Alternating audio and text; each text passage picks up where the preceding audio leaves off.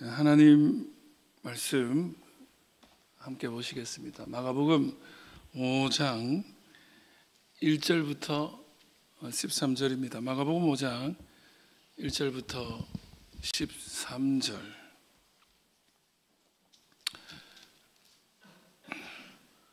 한 절씩 교독하시겠습니다. 예수께서 바다 건너편 거라사인의 지방에 이르러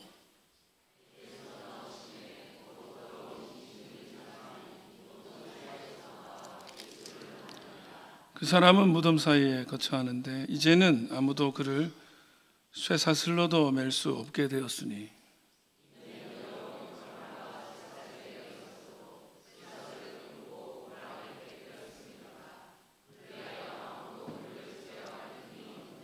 밤낮 무덤 사이에서나 산에서나 늘 소리 지르며 돌로 자기의 몸을 해치고 있었더라.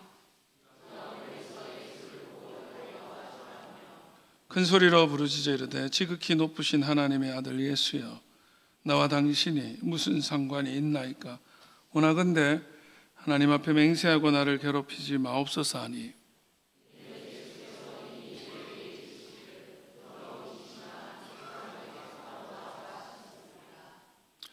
이에 물으시되 내 이름이 무엇이냐? 이르되 내 이름은 군대니 우리가 많음이니이다 하고,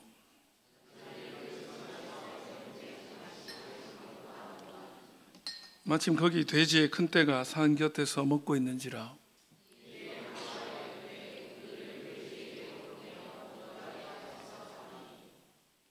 같이요.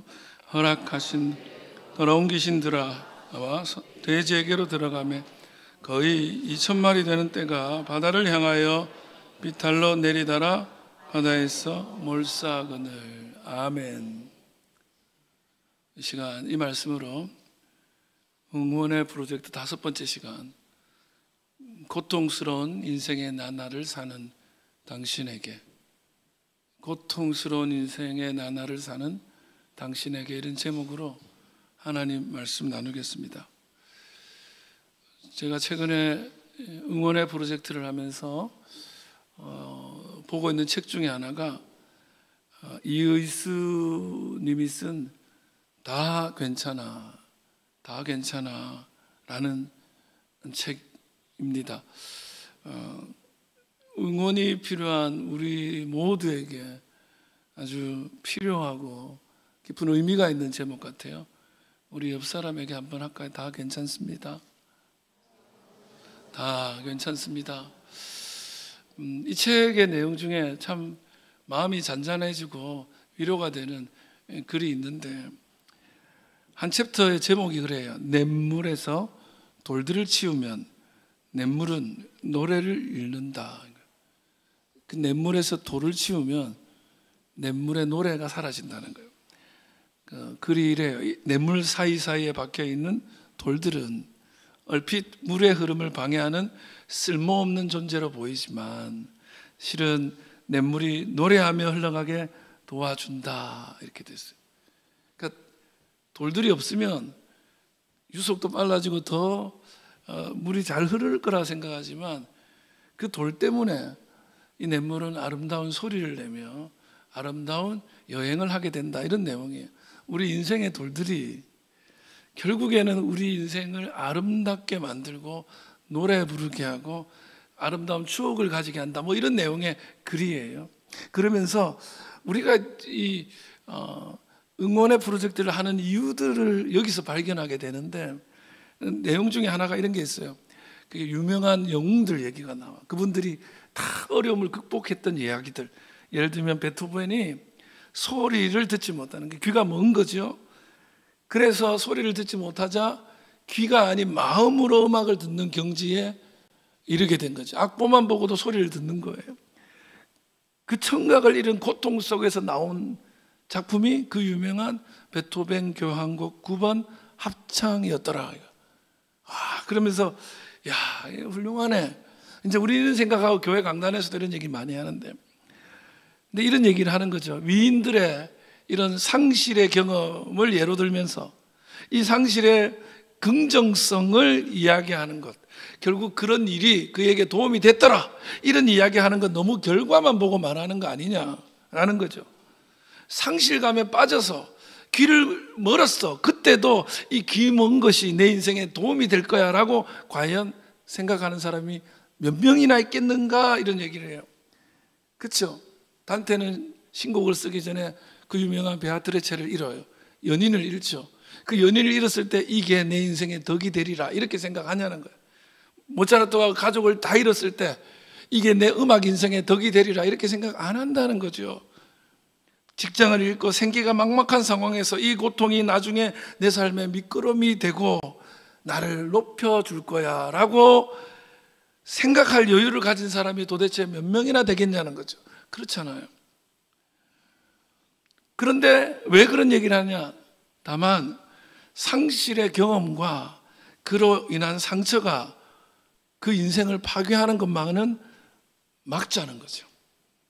그 아픔이, 그 상함이, 그 상실이 내 인생을 파괴하는 것은 막자고 이 이야기들을 한다는 거예요.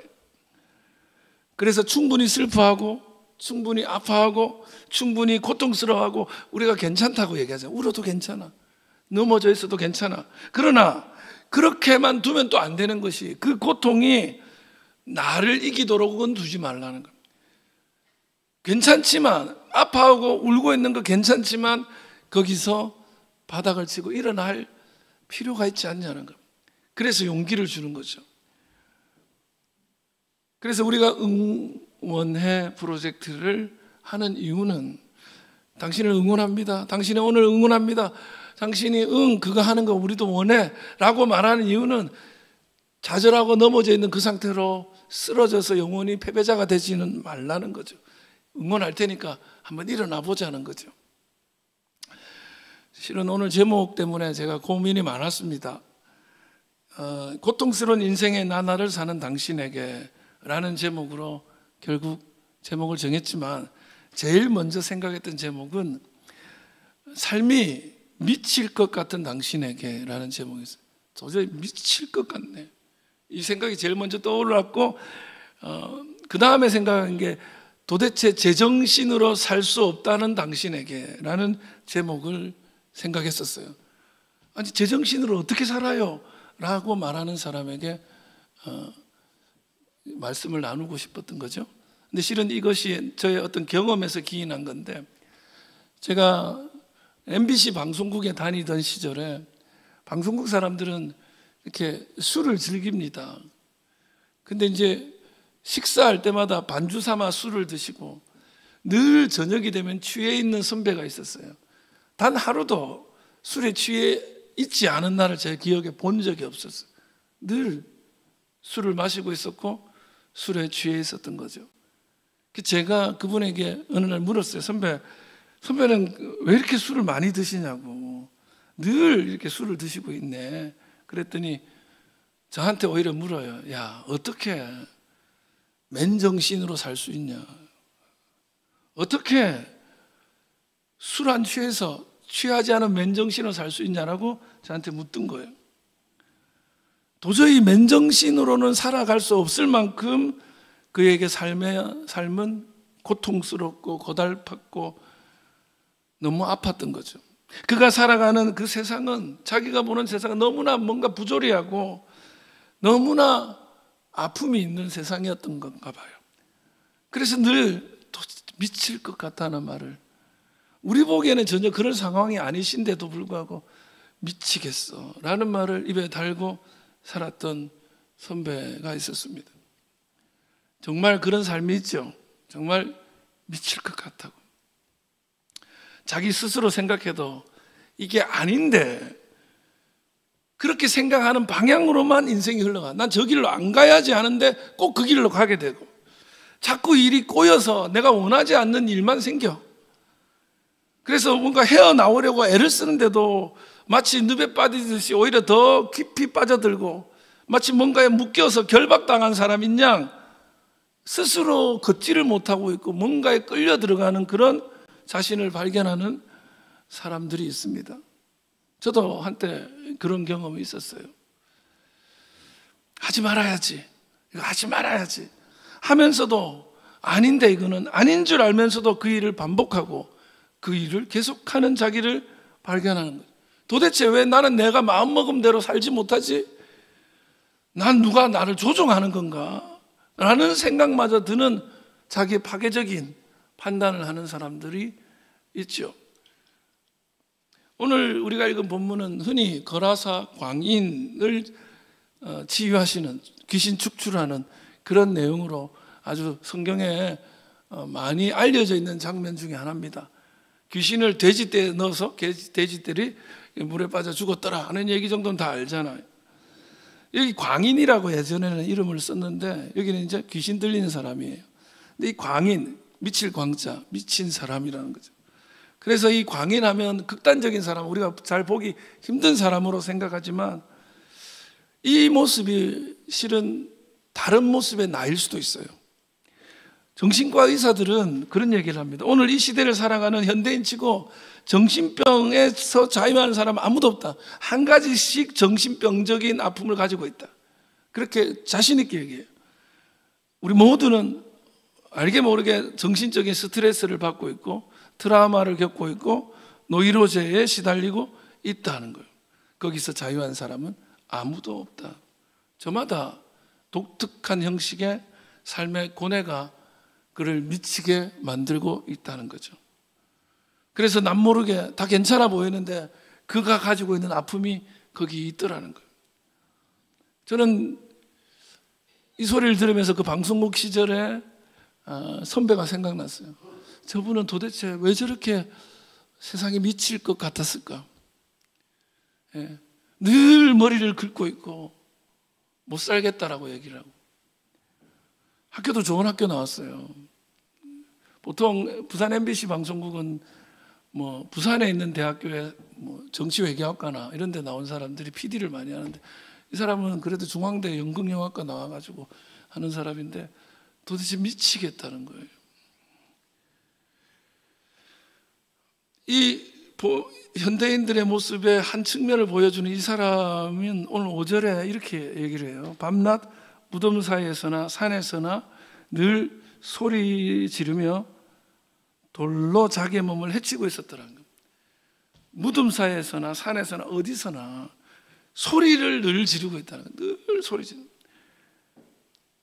너무너무 고통스러워서 밤낮 비명을 지르듯이 지르며 자기 몸을 막 해치고 있는 자기 파괴적인 행동을 하더라는 거예요. 꼭 그 선배의 모습이에요. 도대체 그렇게 안 살면 너무 괜찮을 것 같은데 자기를 파괴하는 것 같아요. 예. 여기 소리 지르다는 말이 원어에 보면 크라조거든요. 이 크라조라는 말은 그냥 뜻이 그냥 소리 지르다라는 뜻이에요. 크게 소리 지르다는 뜻인데 이게 그냥 큰 소리라는 게 많이 있는데 이 크라조는 뭐냐면 이게 어근이 뭐냐면 크르예요. 크르. 이게 귀에 거슬리는 긁히는 소리 있죠. 칠판 긁는 소리, 끼익 하는 소리. 여기에서 뭐가 왔냐면 까마귀의 깍깍 소리를 흉내내서 크르라고 하는 거예요. 까마귀 소리가 왠지 저게 우는 건지 비명 지르는 건지 한 번씩 놀랄 때 있잖아요. 이것은 뭐냐면 그저 그냥 큰 소리 지르고 있는 게 아니라 마치 짐승이 고통스러워서 울부짖는 그 장면을 표현하는 거예요. 그러니까 이 사람은 어디 가서나 고통의 비명을 지르는, 마치 동물이 울부짖는 그런 모습으로 살아가고 있더라고요. 여러분, 우리들도 때로는 정말 미칠 것 같을 때 사람의 소리가 아닌 듯한 그런 비명이 나올 때도 있잖아요. 그런 인생을 살아가는 사람, 그게 일상인 사람, 무덤에 살면서 쇠사슬에 꽁꽁 매여 있어도 결박이 안 되고 그가 제어되지 않습니다. 이런 인생. 그런데 이런 인생을 예수님께서 치유하시죠. 예수님은 성경에 보면 기적들을 일으키는데 대충 5가지 종류의 기적이 있어요. 그 중에 대부분이 다 2가지 항목 카테고리에 묶이는데 첫 번째 카테고리는 힐링이에요. 치유. 예수님은 우리를 치유하시죠. 그 다음에 많은 게 귀신 축출이에요. 웬 귀신 축출하는 사람이지만 이 귀신 축줄이나 치유나 한 가지로 통일돼요. 이게 뭐냐면 하나님이 만드신 원래 온전함으로 회복시키는 거예요. 하나님이 보시고 좋았다라는 그 몸으로 다시 만드는 게 치유고, 하나님이 왕이신데 그 왕 대신 하나님이 아닌 다른 것이 들어가 있는 거를 회복시키셔서 그 가짜를 쫓아내고 진짜가 왕이 되는 그날의 모습으로 회복시키는 것이 귀신 축줄, 엑소시즘입니다. 그 두 가지 통일은 뭐야? 우리를 온전케 하시는 주님. 여러분, 우리 주님께서 오늘 이렇게 미칠 것 같이 비명을 지르며 정말 어디다가 말도 못하는 인생을 사는 이를 원래 모습으로, 온전함으로, 샬롬으로 변화시킬 줄 믿습니다. 네 이름이 뭐냐? 그랬더니 군대다, 이렇게 얘기를 해요. 그래서 그 군대 귀신을 그 옆에 보니까 돼지떼가 있는 거예요. 그래서 돼지떼에게 예수님이 내가 돼지 안에 들어가고 싶어요 라고 귀신이 말하니까 그렇게 해라. 그래서 돼지떼 안으로 들어가서 이 돼지들 2,000마리 정도가 바다로 뛰어들어가 몰살당하는, 그러면서 이 사람이 해방되는 스토리가 오늘 본문인데, 저는 이 본문을 보면서 정말 뭔가에 묶여있는 것 같이 해도 회복되지 않는 삶의 길을 걸으며 정말 미칠 것 같은 인생을 사는 이들에게 주님의 위로와 용기, 주님의 은혜의 음성을 오늘 들을 수 있기를 주님의 이름으로 축원합니다. 첫 번째는 뭐냐면 그 한 사람, 당신 그 한 사람을 만나기 위해 찾아오시는 사랑의 열정 가득한 분이 계신다는 거예요. 좀 뭐 길죠? 당신 한 사람 때문에 모든 걸 포기하고 찾아오시는 딱 그 한 사람 때문에, 나 때문에 여기에 오시는 그런 분이 계신다. 당신이 그 모습으로 있을지라도 우리 주님은 그런 분이에요. 오늘 본문을 이해하기 위해서 앞뒤를 좀 살펴야 되는데 1절, 2절 먼저 읽어볼게요. 시작. 예수께서 바다 건너편 거라사인의 지방에 이르러 배에서 나오심에 곧 더러운 귀신 들린 사람이 무덤 사이에서 나와 예수를 만나니라. 자, 이 지금 바다 건너편 거라사인의 땅에 온 거예요, 지금 1절에 의하면. 근데 이 본문 앞과 이 본문이 끝난 뒤의 모습을 가만히 보면 뭐냐면, 이 앞장면이 뭐냐면요, 여러분 잘 아시는 대로 예수님께서 씨 뿌리는 비유 알죠? 그런 비유들을 말씀하시면서 천국의 비밀, 하나님 나라는 이런 거야 말씀해 주시는 내용들이 나오면서 많은 사람들이 예수님 말씀에 은혜를 입고 있었어요. 그러다가 해가 저물었어요. 해가 저물 때쯤 되니까 예수님이 갑자기 우리가 바다 저편으로 건너가자 그러는 거예요. 예수님이 가자니까 어떻게 해야 돼요? 가야죠. 그 제자들이 그래서 배를 탑니다. 그 배를 타고 가다가 예수님은 주무시고 계신데 큰 광풍이 일어난 거야. 미친 바람을 만난 거예요. 오늘 광인을 만나기 전에 광풍을 만났어. 성경은 재미있는 어떤 그런 스토리를 만들거든요. 근데 그 광풍을 만나면서 죽게 된 거예요, 제자들이. 그랬더니 주무시는 예수님을 깨워가지고 아이고 우리 죽게 됐어요 주님. 그랬더니 예수님이 일어나서 풍랑을, 그 광풍을, 미친 바람을 잔잔케 하고는 꾸짖죠. 왜 이러냐, 꾸짖는 다음에 제자들도 꾸짖죠. 믿음 없다고. 그러면서 도착한 땅이 여기예요, 이 자리. 그리고 이 장면이 끝나고 이 군대 귀신 들린 사람을 살린 다음에 어떻게 되느냐, 21절요 시작. 예수께서 배를 타시고 다시 바다 건너편으로 건너가시니 큰 무리가 그에게 모이거늘 이에 바닷가에 계시더니. 자, 뭐예요? 이 사건이 끝나고 다시 어디로 가요? 원래 왔던 데로 가. 그랬더니 사람이 거기 많이 있죠. 예수님은 밤에 이렇게 많은 사람을 두고 여기 와서 뭔가 중요한 일이 있는 것처럼 여기 와서 그 일을 하고는 다시 돌아갔어요. 성경을 보면 이 일 말고 아무 일도 안 해요. 딱 요거 한 가지야. 어떤 일? 그 거라사의 광인을 살리는 일. 이 한 일을 하기 위해서 예수님은 그 죽음의 폭풍우도 마다하지 않고, 사람들이 우리와 함께 해주세요라는 청도 마다하고 여기에 이렇게 찾아오신 거예요. 딱 그 한 사람을 위해서. 귀신 들린 사람, 남들 보기에는 정말 저런 사람을 왜 굳이 찾아가서 이렇게 해야 되냐, 살려야 되냐라고 말할 수밖에 없는 그런 사람. 그래서 4절 읽어볼까요? 시작. 이는 여러 번 고랑과 쇠사슬에 매였어도 쇠사슬을 끊고 고랑을 깨뜨렸음이라. 그리하여 아무도 그를 제어할 힘이 없는지라. 무슨 말이에요? 한마디로 얘기하면 다 포기했다는 겁니다. 세상 사람들은 그를 포기해버렸어요. 그런 거 있잖아. 나 이제 네 포기했다. 자식 키우다 보니까 자식이 너무 말을 안 듣는 그런 자식이 있잖아. 그래서 포기했다. 예? 포기해버린 거예요. 다 포기했어. 그런데 그분은 포기하지 않고 그 한 사람, 남들은 다 포기했는데 고통의 나날을 살면서 자기 스스로를 파괴하는 그 인생을 보며 처음에는 도와볼까 하다가도 이제는 안 돼. 저런 인간은 그냥 끝나는 게 나아. 라고 다 포기하는 그 순간에 그 한 사람을 만나기 위해서 예수님이 여기 오신 거예요. 딱 그 하나예요. 여러분, 우리 주님이 여기 올 때요, 50억 인구를 바라보고 오시는 것이 아니라 한 사람, 당신을 바라보고 여기 오신다는 것을 믿으십시오. 그래서 그 유명한 이른 양 비유가 어떻게 해요?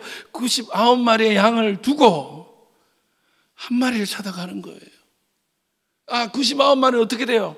지금은 나한테 그게 중요하지 않아. 그 한 마리.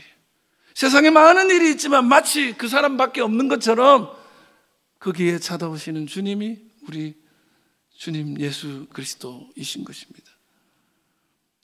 풍랑이 아니라, 십자가가 아니라 뭐라도 그를 막아서 못 가게 하더라도 그 모든 것을 마다치 않고 그 한 사람을 살리기 위한 사랑의 열정, 그 열심, 막을 수 없는 열정이었던 거죠.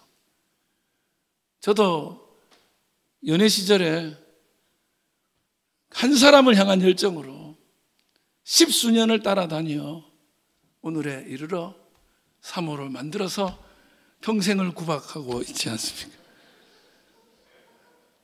수많은 난관 다 극복하고 한 사람을 향한 열정. 뭔 소리 하나 싶었죠. 너무 좋으면, 그 한 사람이 좋으면 그냥 그 한 사람을 위해서 아무리 기쁜 일이 있어도 다 포기하는 거잖아요. 그래서 온 거예요. 한 사람 때문에. 우리 주님이 여러분 한 사람 때문에, 아니 오늘 정말 미칠 것 같은 그 영혼을 보고 주님이 찾아오십니다. 두 번째, 자격을 따지지 않고 찾아와 만나주시는 분이십니다. 주님은 그 한 사람을 향한 사랑의 열정으로 여기 오셨는데 자격 같은 걸 따지지 않는다는 거예요. 그 꼬라지가 어떻다 우리식으로, 그 모습이 괜찮아 보인다가 아니라 그거를 상관하지 않는다. 그 아가페의 특성이 뭐냐면, 사랑이죠. 아가페의 특성 중에 하나가 unconditional이에요. 그의 컨디션, 그의 상태에 상관없이. 만약에 컨디션을 보고 구원을 하면, 그 세상의 종교가 그래요. 수행을 많이 한 사람이 구원받는다? 그러면 그게 세상 종교예요. 이단들이 뭐 이거 해야 구원받는다잖아. 그거 한 사람한테만 사랑을 준대. 그거는 세상이요. 그것은 베데스다 연못가의 정서요. 세상의 모든 종교가 추구하는 바지만 하나님은 unconditional, 너의 상태와 상관없이 찾아오신다. 그 사람이 지금 자기를 파괴하면서 세상도 다 포기하고 자기도 포기할 만큼 못난 사람일지라도 그렇게 찾아오신다. 오늘 1절, 2절, 3절 한번, 2절 먼저 시작. 배에서 나오심에 곧 더러운 귀신 들린 사람이 무덤 사이에서 나와 예수를 만나니라. 뭐예요? 더러운 귀신 들린 사람이에요. 그게 거라사 땅도 더러운 땅인데, 더러운 귀신 들린 사람이 어디서 나와? 무덤이요. 무덤 더러운 곳이야. 죽음이 있는 곳이야. 율법에 절대 가면 안 돼. 그리고 3절, 그 사람은 심지어 무덤 사이에 거처한 거야. 죽음의 땅에 거쳐, 더러운 땅에 거쳐 그를 쇠사슬로도 맬 수 없게 됐다. 이게 쉽게 얘기하면 이런 거예요. 더러운 땅에서 더러운 영에 사로잡혀서 더러운 행동을 하며 살아가고 있는 사람, 심지어 그 더러운 동물인 돼지가 근처에 2,000마리가 있어. 더러운 것과 함께 사는 인생이야. 5절 한번 읽어볼까요? 시작. 밤낮 무덤 사이에서나 산에서나 늘 소리 지르며 돌로 자기의 몸을 해치고 있었더라. 하는 행동조차도 자기 파괴적이고 사람들에게 공포를 자아내게 하는, 저 사람 왜 저래, 혐오감을 주는 행동을 하며 스스로를 사람들로부터 격리시키는 이런 인생을 사는 사람. 사실 헬라어가요, 재밌는 것 중에 하나가 말이 웬만하면 긍정으로 가요. 근데 한 문장 안에 부정적인 언어를 3가지씩은 쓰지를 않습니다. 근데 여기에 써요. 더럽고 더럽고 더러운. 이 사람이 상태가 어떤 상태인 줄 알겠죠. 그래서 이 사람은 웬만큼 정신없는 사람 아니고는 만나지를 않아요. 돼지가 2,000마리나 있네요. 그 돼지 2,000마리는 상징하는 바가 뭐예요? 그 더러움의 동물이지만 이게 사실은 여러분 나중에 얘기하겠지만 율법에서 먹으면 안 되는 음식, 아직도 율법을 이스라엘이 지킨다 그러면 2가지를 철저히 지켜요. 할례, 아들이 태어나면 할례를 하는 거예요. 그거는 무조건 해야 돼. 그리고 꼭 지키는 게 음식법이에요. 그래, 그걸 코시어 음식만 먹어야 되는 거예요. 그거는 지금도 지켜요. 웬만한 건 지금 잘 안 지켜요, 세속화돼서. 근데 그만큼 이 음식법과 관련되는 건데, 돼지는 먹으면 절대 안 되는 음식, 그런 음식인데, 그래서 돼지를 부정하게 봤기 때문에 못 먹는 거거든요. 근데 그거와 함께 살아. 여러분, 인생은 뭐와 함께 사는지 보면 그 사람 보이는 거예요. 예. 삶의 가장 중요한 덕목 중에가 동반자에 대한 문제. 내가 누구와 함께 사느냐? 예수와 함께 하기를 바라요. 근데 이 더러운 영과 더러운 짐승들과 더러운 땅에서 더러운 생각 가운데 살아가는 인생이 제대로 된 인생이 될 수 있겠어요? 근데 예수님이 이 사람 만나는 거예요. 예수님은 전통을 몰랐을까요? 율법을 몰랐을까요? 무덤에 가면 안 되는 걸 몰랐을까요? 이런 사람 만나면 안 되는 걸 몰랐을까요? 왜냐하면 이스라엘의 법은 그래요. 좋은 것을 만지면 그냥 좋은 거야. 나도 좋은 거. 근데 나쁜 것과 좋은 게 접촉을 하면 좋아져요, 나빠져요? 이스라엘의 사고방식은 나쁜 거와 좋은 게 만나면 무조건 나빠진다예요. 그래서 접촉을 아무거나 하면 안 돼요. 근데 예수님이 아무리 훌륭해도 더러움을 접촉했으니 자기도 더러워져. 손가락질 받을 일이야. 제자들도 깜짝 놀랐을 거예요. 다 말렸을 일이에요. 이 일이 그 사람에게, 예수님에게 상식적으로 도움이 될 일인가? 절대 아니에요.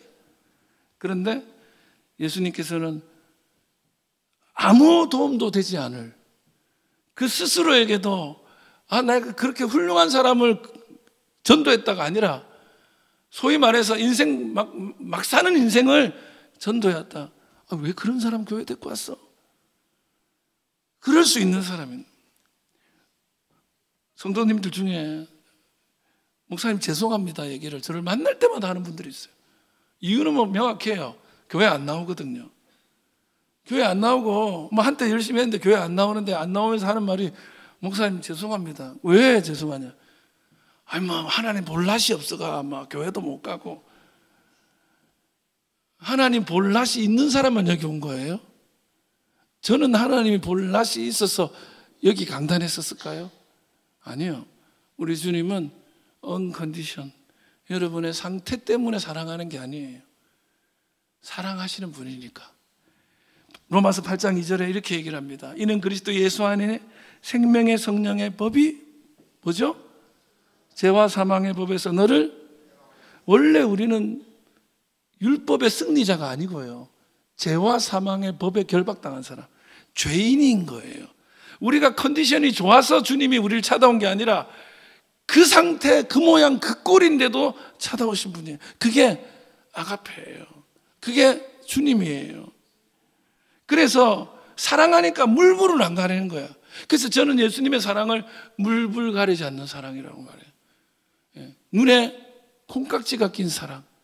그러므로 로마서 8장 35절, 누가 우리를 그리스도의 사랑에서 끊으리요? 환난이나 공고나 박해나 기근이나 적신이나 위험이나 칼이라. 그건 뭐가 들어? 내 목에 칼이 들어와도 나는 사랑한다.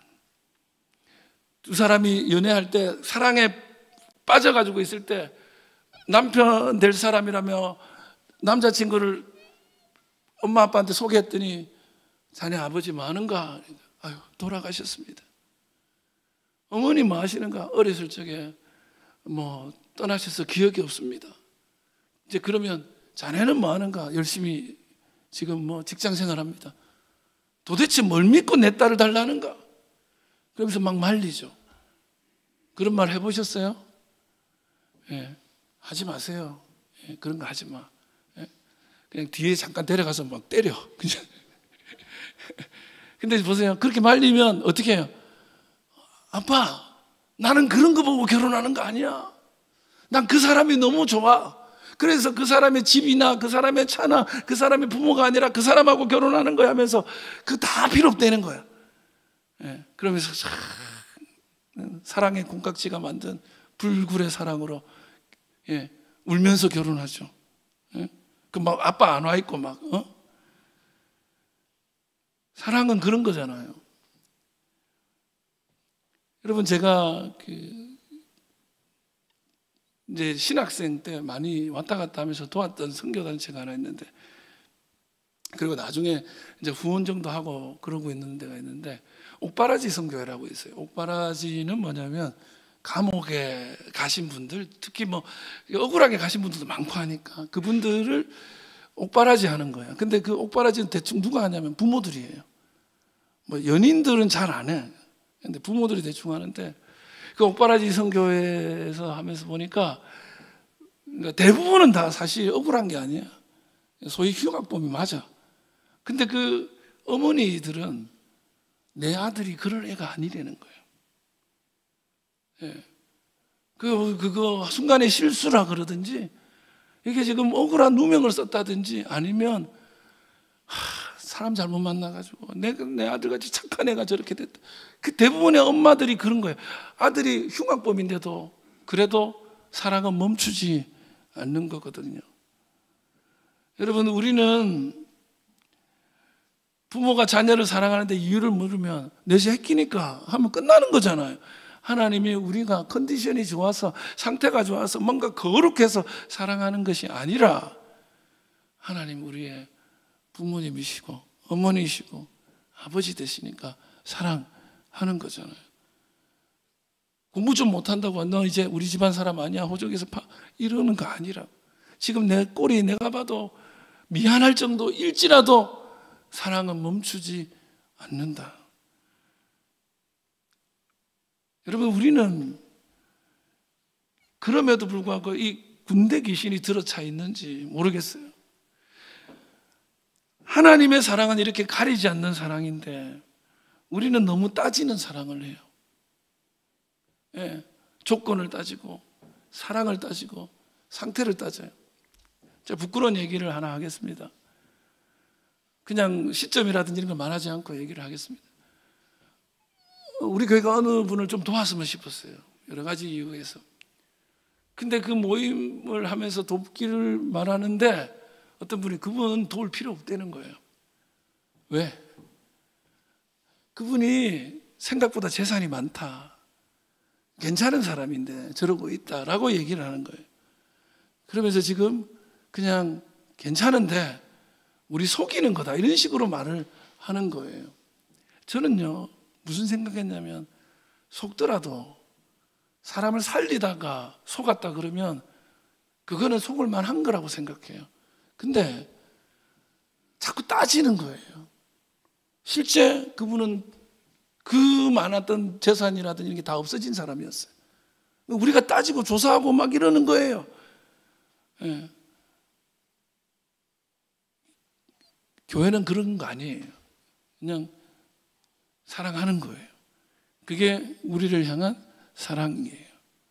우리가 그 사랑을 배울 수 있기를 바라고, 오늘 내 상황이, 컨디션이 너무너무 내가 봐도 아니다 싶을지라도 염려하지 마십시오. 하나님은 그런 식의 사랑, 세상적인 평가의 사랑이 아니라 무조건적인 언컨디셔널 아가페의 하나님이십니다. 마지막으로 어떤 대가도 아낌없이 치르시는 분이라는 거예요. 한 사람을 위해 나만 보고 오셨어요. 근데 나만 보고 오신 그분이 내 상태에도 불구하고 나를 살리고 건지고 사랑하길 원하세요. 그런데 그 사랑이 대가를 요구를 해요. 그러면 돌아서는 분이 아니라 어떤 대가도 치르시고야 마는 하나님이신 줄 믿습니다. 13절요, 시작. 허락하신데 더러운 귀신들이 나와서 돼지에게로 들어가매 거의 2,000마리 되는 돼지 떼가 바다를 향하여 비탈로 내리달아 바다에 몰사하거늘.